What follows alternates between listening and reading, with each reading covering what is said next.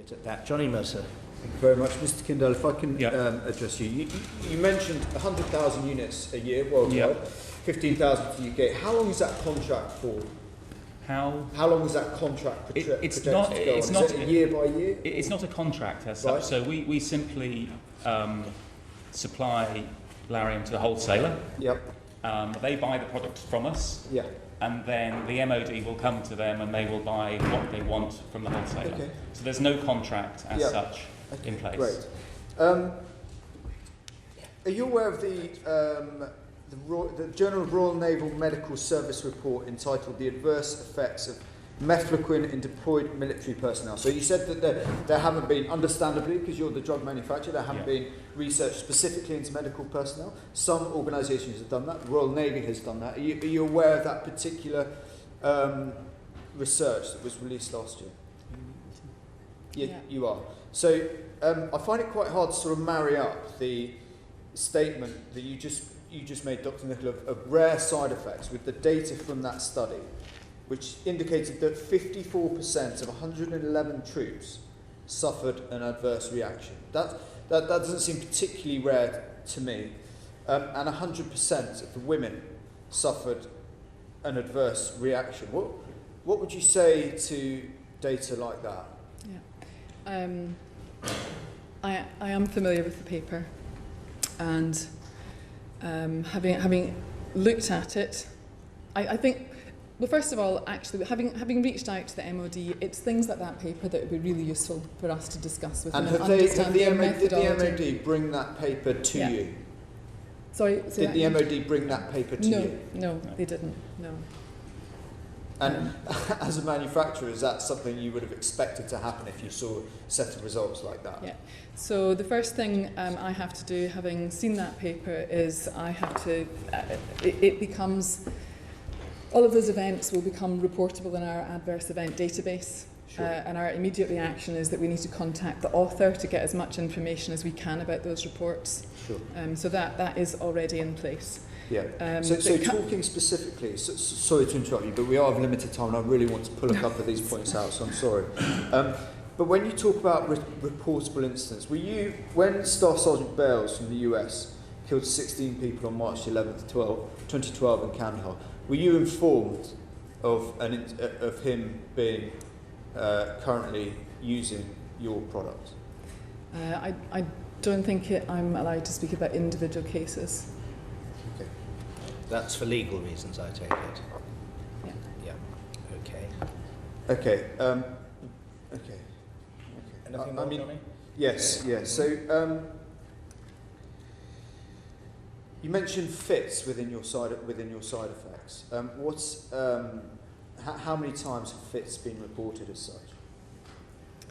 Well, again, if you want specific numbers in terms of is it generally quite a large number, or is it what you expect, or is it more than what you expect, or you don't know the name? So again, it's called out, and again, because patients are all different, it will depend on their previous history, what drugs they're on, that kind of thing. But it is called out as something which is actually I could refer to if you want the information from the SPC.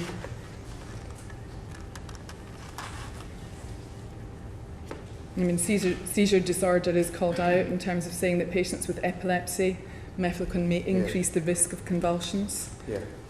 Okay. And just two more questions. Mr. Kindle, you said that you were unaware of any other military sort of interrogating this. In the independent, so public open source material, they're talking about Germany, Netherlands, Denmark and Canada have either banned it or used it as a No, I wasn't talking, sorry, I misunderstood the question. I thought you meant about actually what their policy is with regard to Lariam in terms of the volumes they actually use. That's the bit that I don't know. So I don't know how much you don't know Lariam, what their policy is? how much Lariam they actually prescribe. So I know lots of countries have different policies, and Lariam is moving down the list. So in America, it's used as a last resort when nothing else is there.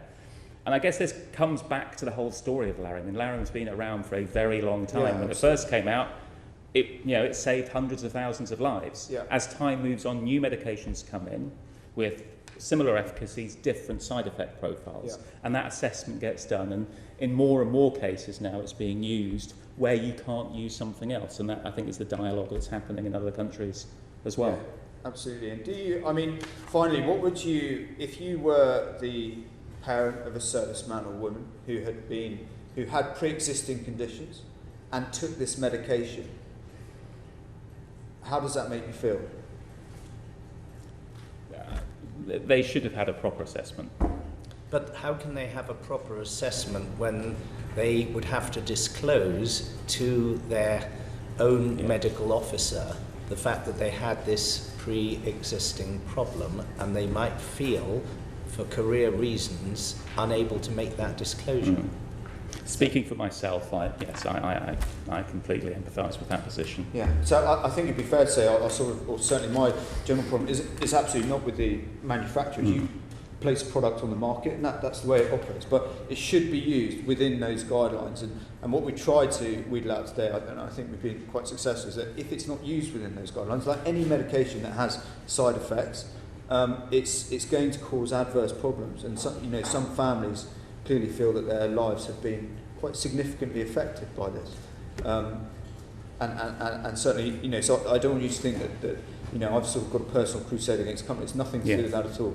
It's about representing families that, for one reason or another, rightly or wrongly, feel that this hasn't been used properly, and they have lost husbands and sons to that. Yeah, we do understand, and of course, in any situation where there's a significant, and in some cases, fatal outcome, if I were in that situation, certainly I would want to ask the questions and understand if all the appropriate assessments had been made.